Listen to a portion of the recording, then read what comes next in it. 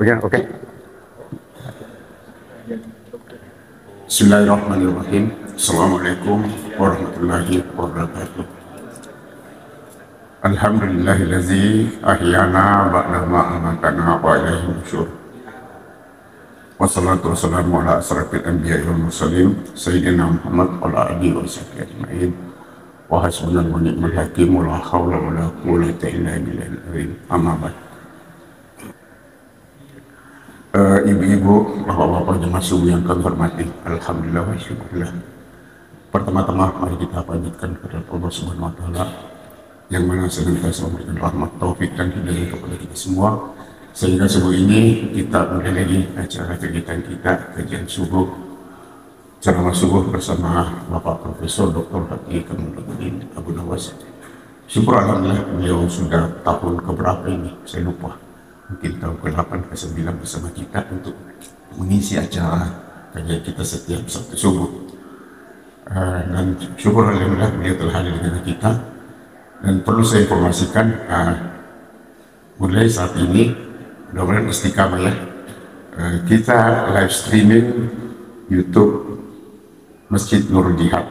Jadi buat pemirsa yang ada di rumah bisa melihat langsung acara ini. Dan ini baru pertama kali. Dan segera untuk mempersingkat waktu, saya persilakan kepada Prof. Assalamualaikum warahmatullahi wabarakatuh. Bismillahirrahmanirrahim. Assalamualaikum warahmatullahi wabarakatuh.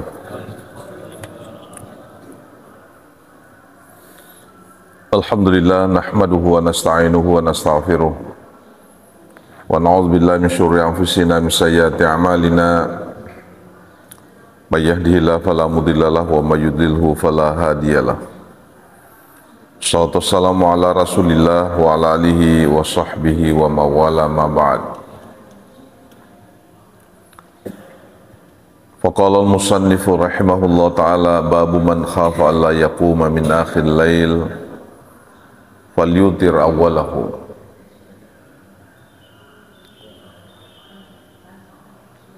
Allah subhanahu wa ta'ala fil Qur'an al-Karim wa huwa asdaqul qailin. A'udzu billahi minasyaitonir rajim. Wa minal laili fatahajjad bihi nafilatan lak asa yab'atsaka rabbuka maqaman mahmuda. Wa qala Rasulullah sallallahu alaihi wasallam man khafa alla yaquma min akhir lail falyutir awwalahu wa man tami'a ay yaquma akhirahu falyutir akhiral lail fa inna salata akhir lail mashhudah wa dhalika afdal. Sadaqallahul azim wa sadaqa rasuluhul karim wa nahnu ma'ahu minasyahidin wa syakirin walhamdulillahi rabbil alamin. Hadirin jamaah subuh yang insyaallah diridai Allah Subhanahu wa taala. Kembali kita melanjutkan kajian hadis kita yang dikaji dari kitab Sahih Muslim yang disyarah atau yang diberi penjelasan oleh Al-Imam An-Nawawi. Subuh ini kita akan membahas satu topik yang oleh An-Nawawi diberi judul Babu man khafa la yaquma min akhiril lail falyutir awwalahu, yaitu pembahasan yang terkait bahwa siapa yang khawatir tidak bisa bangun di akhir malam, maka hendaklah dia melaksanakan salat witir di awal malam.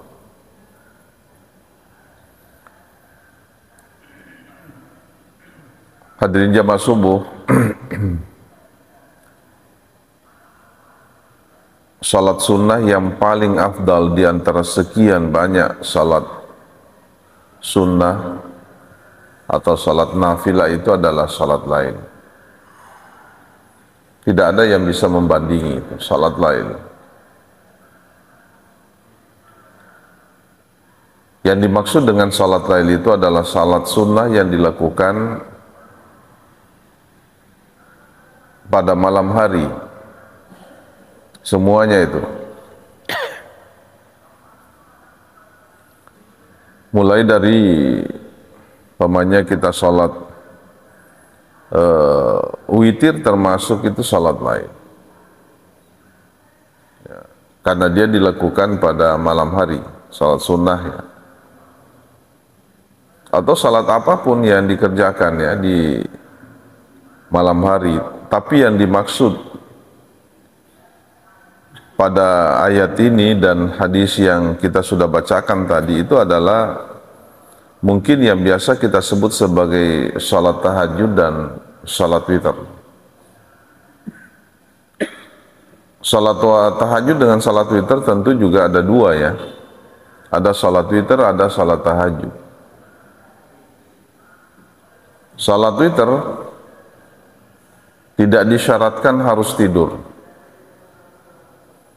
Itulah sebabnya ketika kita di bulan Ramadan melaksanakan salat tarawih, itu biasa kita lanjutkan dengan salat witir. Ataupun kita bisa melakukannya di akhir malam sesudah melaksanakan salat tahajud. Bahkan dalam hadis ini itulah yang terbaik sebenarnya. Itulah yang terbaik ketika kita yang biasa kita dengar ya, sekalipun istilah ini masih bisa diperdebatkan, bahwa salat witir itu penutup dari semua salat yang kita lakukan di malam hari. Apa sebabnya disebut dengan penutup? Karena salat inilah yang paling terakhir dilaporkan oleh Allah dari semua ibadah dan dari semua amal ibadah yang kita lakukan di malam hari. Karena kita fahami bersama, malaikat itu dua kali melapor kepada Allah terkait dengan amal ibadah kita. Itu dua kali itu. Laporan perbuatan siang kita dan laporan perbuatan malam kita. Laporan perbuatan amal ibadah yang kita lakukan di siang hari, laporannya itu menjelang maghrib. Jadi malaikat itu datang melapor kepada Allah. Itu disebutkan dalam hadis ya. Kemudian amal ibadah yang dilakukan di malam hari itu dilaporkan usai melaksanakan sholat subuh. Ya, baru kemudian malaikat itu juga datang melapor. Sehingga luar biasa memang kalau kemudian laporan-laporan malaikat itu di malam hari, amal ibadah kita di malam hari itu semuanya baik-baik saja. Ya, apalagi kalau sudah tengah malam dia bangun melaksanakan salat lail, salat tahajud, salat witir. Kemudian sudah itu bisa jadi dia tidur sejenak. Itu kemudian dia lanjutkan dengan kita bangun salat subuh setelah mendengar azan. Ketika kita mendengarkan azan, kita menjawab azan. Nah, ada juga orang yang ya cuek saja kalau dia dengarkan azan. Sementara azan itu sebaiknya, bukan wajib ya, karena ada juga yang saya dengar kemarin itu dia di YouTube ya mengatakan menjawab azan itu hukumnya wajib. Ya mungkin ada memang yang mengatakan seperti itu ya, tetapi kan pada umumnya ulama mengatakan itu hanya sunnah saja. Ya, sunnah menjawab azan. Kenapa itu sangat baik? Karena tentu ini adalah karena azan itu kan disaksikan dan ditemani oleh malaikat sebenarnya. Apalagi pada saat itu semua azan itu syaitan itu tidak dapat bersama-sama dengan kita, karena disebutkan dalam hadis itu bahwa ketika azan itu dikumandangkan, syaitan itu lari terbirit-birit itu. Nanti berhenti ketika azan itu berhenti. Tapi ketika berhenti kembali lagi. Itulah sebabnya ya itu sangat bagus ketika azan kita menjawab azannya, menjawab azan. Sudah itu kemudian kita melanjutkan salat subuh, salat sunnah dulu. Ya, apalagi kemudian semua salat-salat sunnah kita lakukan kita bangun, sudah itu kemudian mendengarkan azan ya. Sudah mendengarkan azan, mungkin kita wudu, sudah wudu, kemudian kita salat sunnah wudu. Sudah itu baru kemudian karena sudah azan kita melaksanakan salat sunnah subuh, pergi lagi ke masjid salat sunnah tahiyatul masjid. Sudah itu baru kemudian salat sunnah lagi. Kenapa saya tadi urut-urutannya seperti itu? Karena Rasulullah mengatakan afdalus salah as-salatu fil bait. Salat terbaik sebenarnya itu salat yang kita lakukan di rumah. Illal maktubah, kecuali salat sunnah, salat wajib. Jadi memang salat sunnah itu lebih baik dilakukan di rumah. Kenapa? Kecuali salat-salat yang sifatnya syiar ya. Kalau syiar itu di luar rumah itu. Karena harus ada syiar ya. Tapi kalau sifatnya salat sunnah seperti yang saya sebutkan tadi, yang sifatnya bukan syiar, itu dilakukan, sebaiknya dilakukan apa? Di rumah. Kenapa sebaiknya di rumah? Karena Rasulullah SAW mengajarkan kepada kita supaya rumah kita itu dihiasi dengan dua hal. Zayyinu buyutakum bis-shalah wa tilawatil Quran. Hiasilah rumah kita itu dengan pertama, banyak membaca ayat-ayat Al-Quran, dan yang kedua banyak melaksanakan sholat. Ya, banyak melaksanakan sholat. Jadi rumah itu memang harus dihiasi juga dengan ini. Ya, sekalipun Rasulullah SAW juga memberi contoh kepada kita. Terkadang Rasulullah itu membagi dua sholatnya, sholat sunnahnya ya. Ada yang beliau lakukan di rumahnya dan ada juga yang dilakukan di masjid. Ya, kalau umpamanya 4 rakaat, biasa yang 4 rakaat mau salat duhur, biasa Rasulullah 2 rakaat dilakukan di masjid, 2 rakaat dilakukan di rumahnya. Ba'diyahnya juga begitu kalau ada ba'diyahnya. Ya, 2 kemudian 2. Cuma khawatirnya kalau kita tidak lakukan di masjid, jangan sampai kita tidak melakukannya. Ya, umpamanya saya mau salat sunnah sesudah salat duhur, kan bisa 4 rakaat ya. Kalau saya ambil 2 rakaat di masjid, kemudian saya pulang ambil lagi 2 rakaat, saya lanjutkan 2 rakaat, itu tentu yang sangat bagus ya. Sangat bagus, daripada kan ada juga orang habis salat wajib itu langsung berdiri saja pergi. Lebih kacaunya lagi, dia di belakangnya imam berdiri, duduk. Ada semua orang duduk itu berjejer dengan langkai semua. Bisa jadi dia lompati di atasnya. Kalau ini bukan lagi terkait dengan ibadah, akhlaknya yang hancur. Ya. Sementara agama itu mengajari kita 3 hal penting ya hadirin. Yang pertama itu akidah kita harus benar. Yang kedua syariatnya juga tentu harus dilaksanakan sebagai manifestasi dari iman kita. Dan yang ketiga adalah akhlak. Kalau orang sudah akidahnya benar, syariatnya benar, maka akhlaknya akan berpengaruh pada akhlak. Ya, berpengaruh pada akhlak. Dan itulah 3 tonggak utama dalam agama. Ya, 3 hal ini ya, 3 persoalan penting ini. Nah, ada beberapa riwayat, ada 2 riwayat sebenarnya terkait dengan tema kita ini. Dua-duanya diriwayatkan oleh Jabir bin Abdullah. Ya, Jabir bin Abdullah ini terkenal sahabat yang paling bagus salatnya, paling khusyuk. Ya, itu sekalipun itu hanya bisa dilihat dari apa ya, dari zahirnya ya, karena yang kita bisa nilai memang kan hanya zahirnya. Tidak ada orang yang bisa menilai anunya orang ya, batinnya orang. Hanya zahirnya saya bisa dilihat, oh bagusnya salatnya itu. Apalagi ketika dia kan seperti Rasulullah. Kenapa para sahabat mengatakan paling baik salatnya? Karena selalu dipergoki oleh orang salat sendirian ya. Kalau kita salat berjamaah bisa jadi, maaf kalau saya mengatakan pamannya ya, sekalipun tidak begitu, Bisa jadi kita pura-pura saja memperbaiki salat kita di masjid, karena banyak orang yang lihat. Wih, di masjid itu luar biasa baiknya salatnya. Tapi coba, apakah seperti itu juga salatnya di rumah? Atau bisa jadi lebih baik. Kalau lebih baik salatnya di rumah, itu betul-betul salatnya orang itu bagus sekali.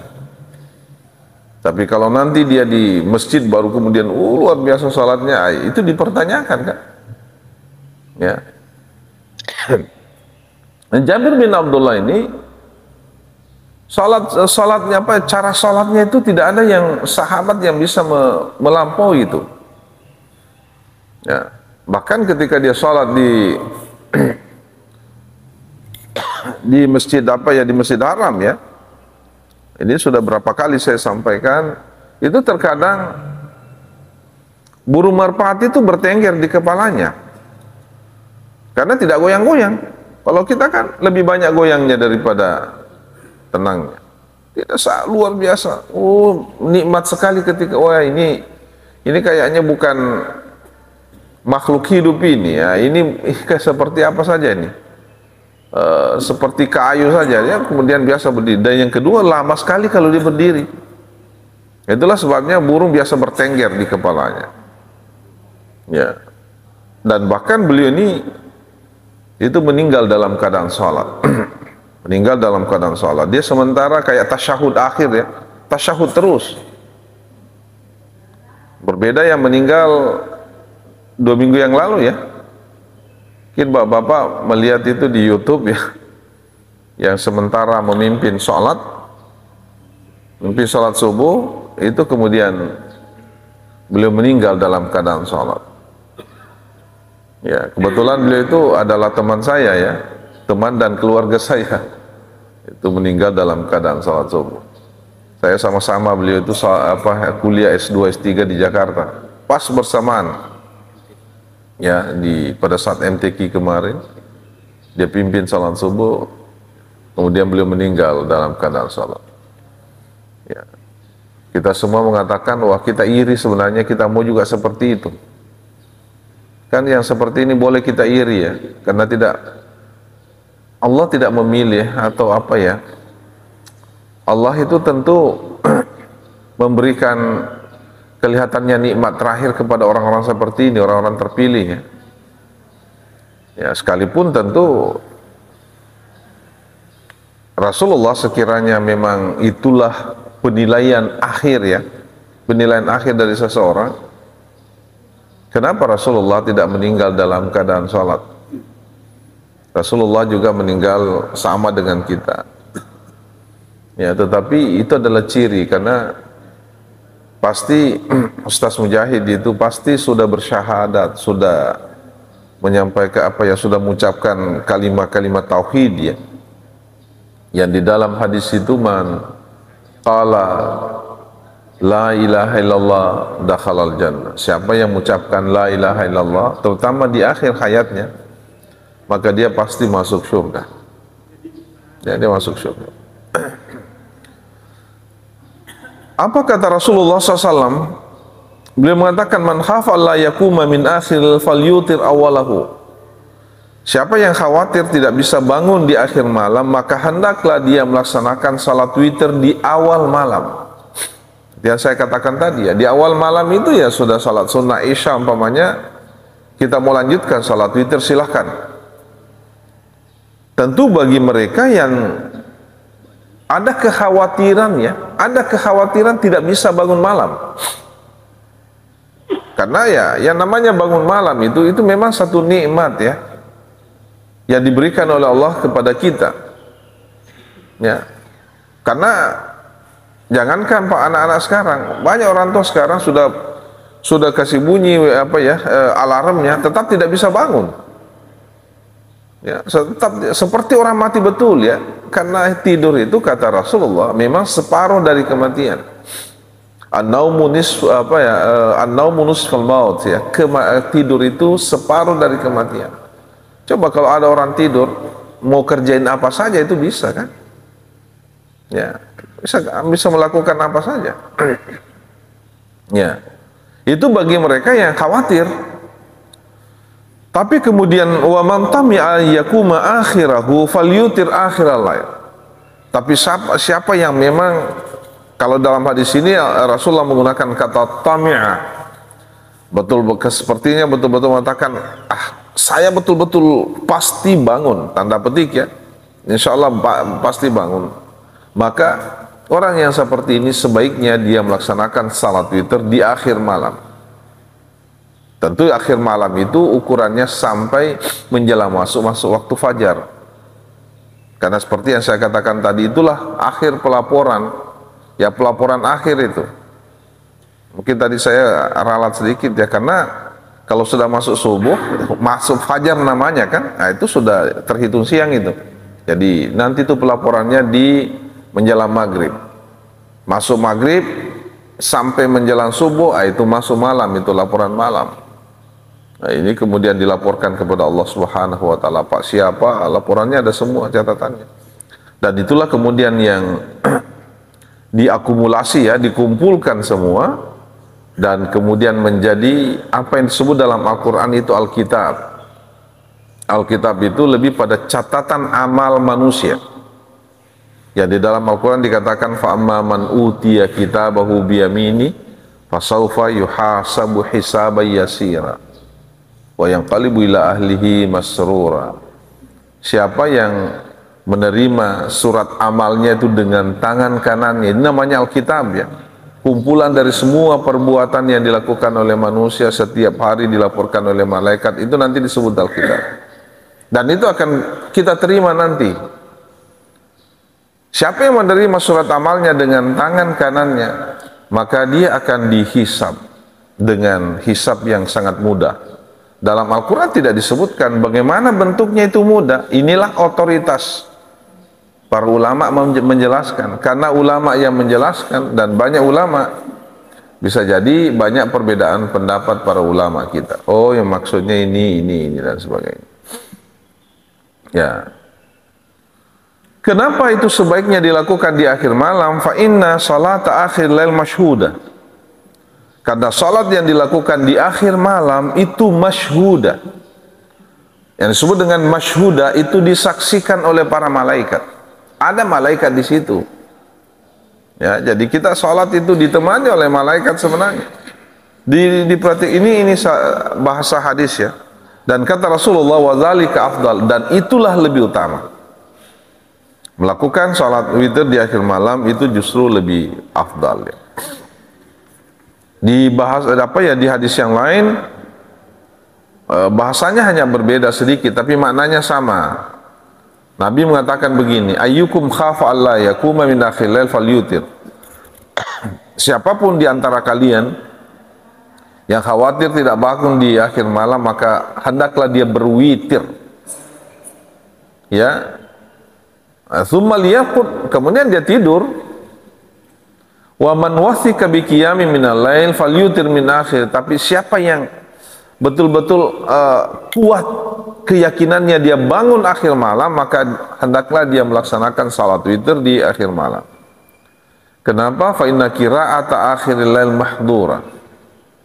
Karena bacaan-bacaan kita pada saat salat witir itu di akhir malam itu mahdura, dihadiri. Siapa yang hadiri? Nah, ini ada banyak pengertian ulama di sini. Dihadiri oleh malaikat. Ya, dihadiri oleh malaikat. Wa dzalika afdal, dan itulah yang paling utama. Dari hadis ini hadirin jamaah, Al-Imam An-Nawawi menulis bahwa dalilun sarihun ala anna ta'khiral witr ila akhir lail afdal. Ini menjadi dalil, menjadi bukti sangat jelas bahwa melaksanakan salat witir di akhir malam itu lebih utama. Jadi tidak bisa lagi diperdebatkan karena Nabi berkali-kali menyampaikan itu. Lebih utama sebenarnya. Tetapi bagi siapa? Liman wathika bil istiqazi akhiral lail. Bagi mereka yang memang betul-betul yakin bahwa dia bisa bangun di akhir malam. Tapi wa anna man la yuthika bidzalik fataqdimu lahu afdal. Tapi siapa yang khawatir, siapa yang tidak yakin bahwa dirinya bisa bangun di akhir malam, maka mendahulukan melakukan di awal malam itu tentu lebih afdal daripada tidak. Ya, lebih baik lakukan di awal malam. Ya. Mungkin pertanyaannya apa bisa kalau saya bangun, saya sudah salat witir tapi saya bangun, apa saya bisa salat witir kembali? Tidak. Karena salat witir itu hanya dilakukan satu kali saja. Itu satu kali. Jadi cukup satu kali. Ya, kita pilih saja. Kalau mampu bangun ya di akhir malam, kalau tidak ya. Wa hadza huwa shawab, dan inilah pendapat yang lebih lebih benar katanya. Jadi orang yang tidak bisa bangun melakukannya di awal malam lebih afdal. Tapi orang yang betul-betul bisa bangun tentu jauh lebih bagus. Jadi sebenarnya dua-duanya afdal, dua-duanya utama. Ya. Ya. Hadis ini sebenarnya ada kaitannya dengan riwayat yang disampaikan oleh Abu Hurairah, ya. Yang kata Rasulullah, ya kata beliau, ausani khalili. ada ausani khalilin bisalasin. Ada 3 wasiat Rasulullah SAW kepada saya, yang kata beliau itu tidak pernah saya tinggalkan itu. Apa itu wasiatnya? Wasiat Rasulullah kepada Abu Hurairah itu sepertinya akan kelihatannya mempermudah ibadah, ya. Yang pertama, jangan pernah tidur sebelum salat witir. Sebelum salat witir. Artinya witir itu memang penting sekali. Yang kedua, jangan pernah tinggalkan salat duha sekalipun hanya 2 rakaat. Sekalipun 2 rakaat. Ya. Dan yang ketiga, jangan pernah tidak melaksanakan, bukan jangan pernah, ya. Sebaiknya Anda melaksanakan salat puasa sekalipun hanya 3 hari. Puasa sekalipun hanya 3 hari. Maksudnya itu puasa apa? Puasa ayyamul bid. Puasa putih. Kalau kita tidak bisa melakukan puasa Senin, Kamis, cukup yang 3 hari saja dalam sebulan. 12, 13, 14. Ada juga mengatakan 13, 14, 15. Itu yang kita lakukan.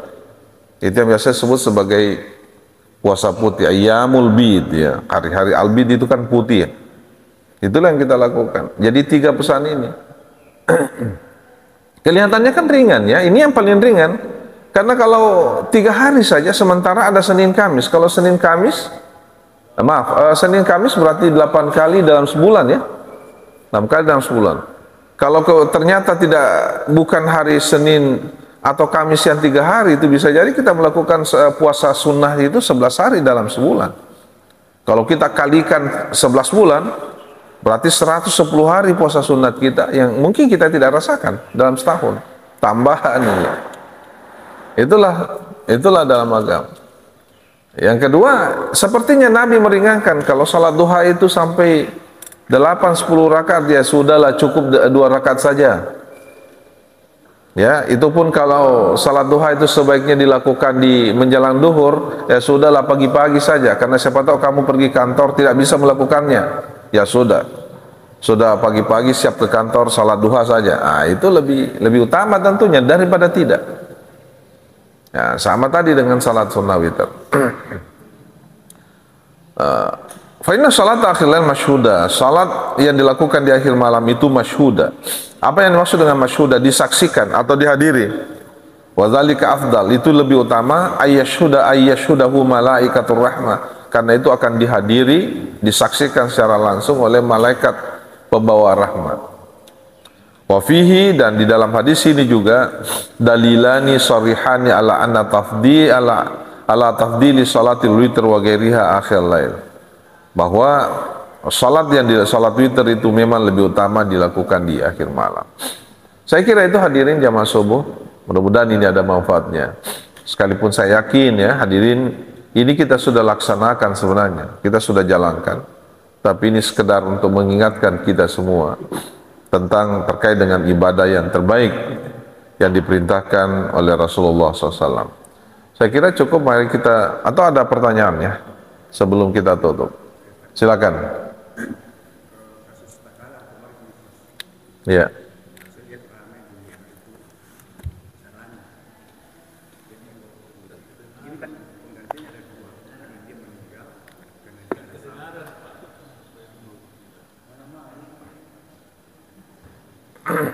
Iya.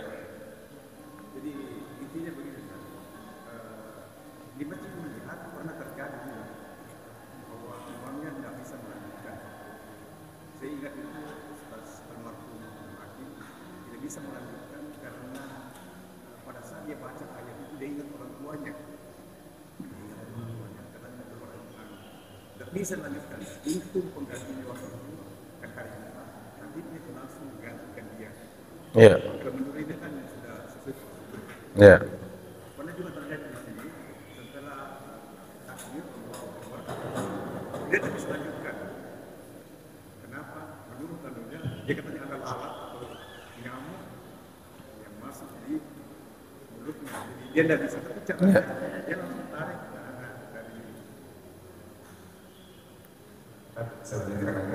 jadi Iya. imamnya langsung tarik belakangnya karena habis tidak mau.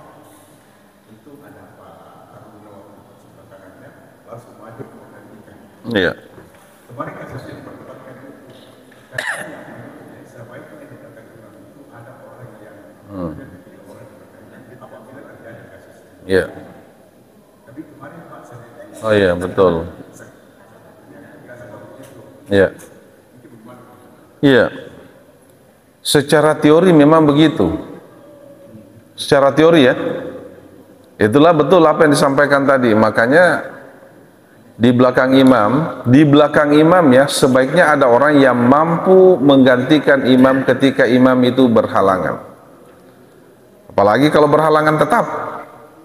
Ya. Nah, tetap maksudnya itu ya seperti kasus kemarin itu berhalangan tetap tidak bisa lagi. Dan tentu ada perbedaan sedikit secara psikologis ya.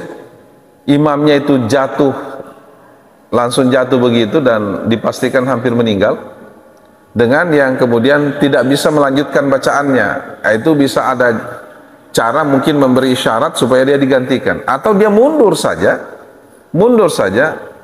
Kalau kita paham pasti ada orang yang maju. Tapi ini kemarin masalahnya dia terjatuh dan langsung meninggal. Kan langsung meninggal itu kemarin Ustaz Mujahid itu. Langsung meninggal. Biasa di sini Prof Abustani ya. Khutbah di sini. Iparnya Prof Abustani. Ya, iparnya ada kakak dari istrinya. Kakak dari istrinya Prof Abu itu yang meninggal. Jadi waktu saya datang menjenguk beliau, waktu saya datang melayat ke Takalar, saya karena di situ ada juga imamnya, dan imamnya itu teman saya sebenarnya, teman saya juga imamnya, imam rawatibnya. Saya bilang, kenapa kita itu Ustaz tidak langsung pimpin salat? Wah, panik saya Ustaz. Justru dia yang paling pertama pergi membantu itu. Itu kelihatan dia justru dialah yang paling membantu. Mestinya ada yang dialah yang langsung menggantikan. Cuma kan kondisinya berbeda. Jadi dia bilang, hilang semua konsentrasiku Ustaz. Langsung ini yang saya angkat. Langsung diangkat. Akhirnya karena imamnya kemudian berhalangan begitu, jatuh dan hampir dipastikan dia meninggal. Apalagi ketika dia jatuh begitu, kelihatannya membutuhkan bantuan karena seperti itu. Dan ya ada yang beberapa, apalagi kalau imamnya langsung membantu begitu.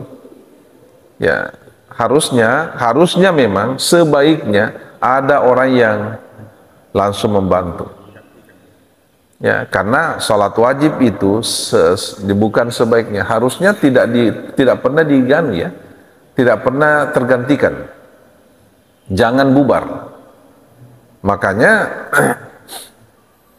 kalau kita sementara sholat sunnah umpamanya, terus dipanggil oleh orang tua, ibu, bapak kita, wajib mendahulukan panggilan orang tua. Kamal, umpamanya ya, ini yang panggil ini ibu saya tinggalkan itu sholat sunnah. Tapi kalau sholat wajib, siapapun yang memanggil, jangan. Karena saya ini sementara berhadapan dengan Allah. Jangan pernah tinggalkan, ini wajib ya. Tetapi terkadang kita mendahulukan hal yang sifatnya darurah daripada hal yang wajib. Kita salat wajib, ada anak itu kebetulan pamannya di rumah ya, rumah itu rumah panggung, terbuka lagi, ada anak yang jalan begitu, merangkak ya, wah kalau saya kemudian tidak berhenti, anak ini dipastikan jatuh. Mana kita ada, biar Tommy jatuh, nah saya salat, jangan, selamatkan ini anak. Ini sifatnya darurat ya, darurat. Jadi terkadang harus ada yang kita paham itu, yang hal-hal seperti ini. Ya, karena sholat tetap boleh, bisa saja digantikan. Bahkan kalau kita sudah tarik, bisa kita tetap lanjutkan sholat kita ya. Kita lanjutkan itu. Ya, gitu ya. Jadi makanya saya bilang, wah, ternyata teori Pak ya. Teori Pak Imam di Ustaz, kita paham bahwa kita gantikan. Sekalipun di sebelah sana, di sebelah kanan itu, kebetulan adik saya juga jadi apa ya, jadi Dewan Hakim ya, Dewan Hakim Tahfiz 30 juz itu, dia di sebelah kanan ya, karena dia melihat ini rame-rame di sini, langsung dia pimpin sholat di situ. Cuma persoalannya hanya 3-4 orang yang ikut, yang di sebelah sini itu tidak ada lagi, sudah bubar itu. Jadi ada yang, wah ini pasti ada terjadi, kemudian dia lihat semua, ada yang maju. Nah, tapi sesudah itu baru kemudian salat satu-satu nih orang. Kenapa satu-satu? Kenapa tidak berjamaah lagi? Karena kan itu sudah dibawa ke rumah sakit. Ya, ke rumah sakit. Dan ini sudah berapa? 2 minggu ya? 2 minggu yang lalu. Pas 2 minggu, hari ini hari Sabtu ya. Itu juga peristiwanya hari Sabtu, dan pas jam 6 itu saya ditelepon, saya ke sana, betul-betul jalannya itu kayak tidak ada, tidak ada kendaraan di jalan. Saya barusan sopir saya juga tidak ada, saya telepon kayak tidak diangkat-angkat. Jadi terpaksa saya bawa mobil ke Takalar, yang biasa mungkin 1 jam ya, apalagi seperti saya bawa mobil, tidak bisa cepat. Alhamdulillah tidak sampai setengah jam saya sudah sampai. Dan lebih anunya lagi karena istrinya kan ada di Makassar. Kebetulan ada acara keluarga. Nah, itu semuanya serba kebetulan. Ya, alhamdulillah beliau sempat dimakamkan hari itu juga, dibawa ke Bone ya. Karena beliau orang dosen di Bone dan memang orang Bone. Artinya saya memperkenalkan diri saya sebenarnya orang Bone, Pak. Sama dengan Pak Ro. Baik, saya kira itu hadirin ya, mudah-mudahan ada manfaatnya dari apa yang kita. Baik, mari kita tutup dengan berdoa kepada Allah Subhanahu wa taala. Bismillahirrahmanirrahim. Alhamdulillah rabbil alamin, hamdan yuafi ni'amahu kafi mazidan. Rabbana lakal hamdu kama yanbaghi li jalali wajhikal karim azim sultani. Allahumma inna nas'aluka bi annaka alhamdu la ilaha illa antal hannanul mannan.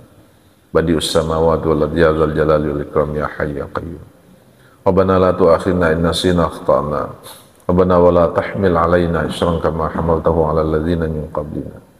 Rabbana wa la tuhammilna ma la taqata lana bihi wa'fu 'anna waghfir lana warhamna. Anta maulana fansurna 'alal qaumil kafirin. Rabbana ighfir lana dhunubana wa kaffir 'anna sayyi'atina wa tawaffana ma'al abrar. Rabbana ighfir lana wa liwalidina kama rabbana shighara. Rabbana atina fid dunya hasanah wa fil akhirati hasanah wa qina adzabannar. Wa sallallahu alaihi walhamdulillahi rabbil alamin.